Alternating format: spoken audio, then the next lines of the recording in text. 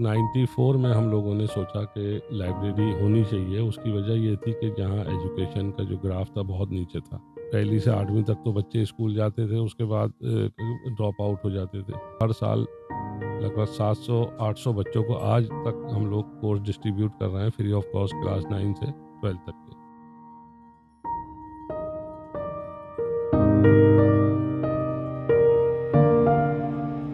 आदाब, मैं हूं आपके साथ आमना फारूक और आप देख रहे हैं आवाज the voice.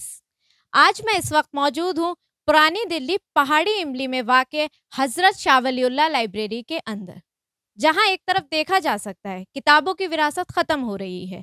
Online school, online classes, यहाँ तक कि अब ऑनलाइन किताबें भी फराहम की जा रही हैं। ऐसे दौर में किताबों के पढ़ने की रिवायत को जिंदा रखना कितना मुश्किल रहा और क्या इनके सफर में उतार चढ़ाव आए, जानते हैं नईम जी से।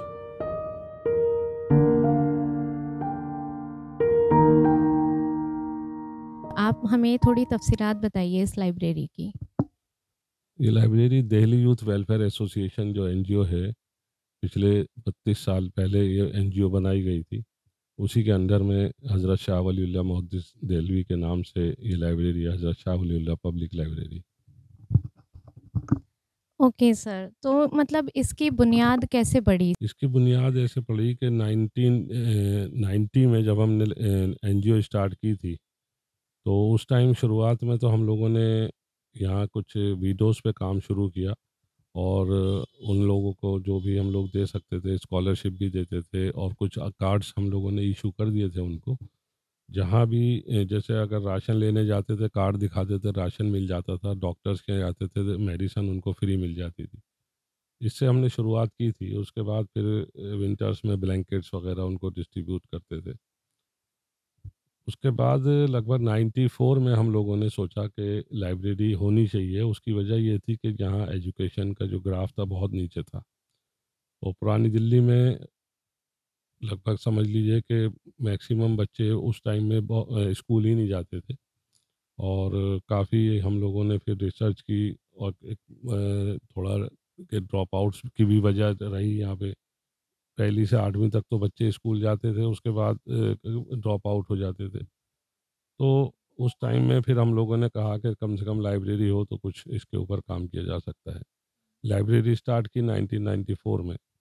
और उसके बाद हम लोगों ने जब स्कूल के सर्वे किया और वहाँ मालूमात हुई, तो पता ये लगा कि 8th क्लास के बाद बच्चे ड्रॉप आउट हो जाते हैं। उसकी वजह जानी तो पता ये लगा कि फाइनेंशियल कंडीशन लोगों की ख़राब है और उस वजह से पहली से और 8वीं तक के बच्चों को गवर्नमेंट कोर्स डिस्ट्रीब्यूट करती है। और 9th में आने के बाद उनके पास इतने पैसे नहीं होते कि वो कोर्स ख़रीद सकें। तो काफ़ी उस पे हम लोगों ने स्टार्ट किया। तो हर साल लगभग 700-800 बच्चों को आज तक हम लोग कोर्स डिस्ट्रीब्यूट कर रहे हैं फ्री ऑफ कॉस्ट क्लास 9 से 12 तक के।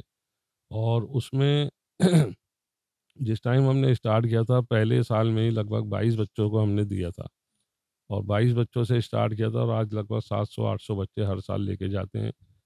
पुरानी दिल्ली में ये सेंटर है हमारा। और जमुना पार में भी एक ये सेंटर है, वहाँ पर हम लोग जाके डिस्ट्रीब्यूट करते हैं, एक एनजीओ है। और उसके अलावा छतरपुर में भी 2 साल हमने किया। तो लगभग 800 बच्चे यहाँ से हर साल कोर्स लेके जा रहे हैं। यहाँ पे देखा जाए तो जैसे पुरानी दिल्ली है, तो यहाँ पे एजुकेशन का ग्राफ काफ़ी नीचे है। तो आपने एक बहुत बेहतरीन कदम उठाया। तो ये आपने जो शुरुआत करी, तो ये कितनी ज़बानों में शुरू करी? देखिए, यहाँ जो गवर्नमेंट स्कूल हैं वो तो उर्दू मीडियम और हिंदी मीडियम स्कूल ही हैं।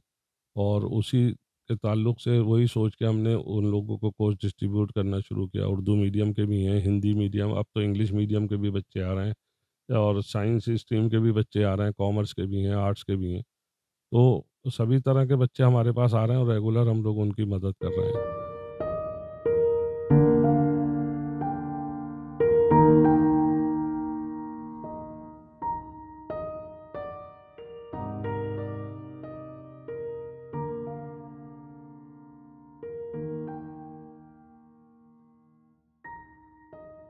जैसा कि आप सबने देखा कि यहाँ पुरानी दिल्ली में ऐसे इलाके में जहाँ पे एजुकेशन का ग्राफ बहुत नीचे है, यहाँ पे लोग ज़्यादा बिज़नेस को तरजीह देते हैं। ऐसे में एजुकेशन को एक हथियार बनाकर इन्होंने एक लाइब्रेरी खड़ी करी है और उस लाइब्रेरी में इकोनॉमिकली वीक बच्चों को तालीम फराहम करी है। तो ऐसे में जो पेरेंट्स इस वीडियो को देख रहे हैं, उनसे एक रिक्वेस्ट है कि ये जो किताबों की पढ़ने की रिवायत है, उसको ज़िंदा रखें, क्योंकि किताबों को मोबाइल फ़ोन कभी भी रिप्लेस नहीं कर सकते।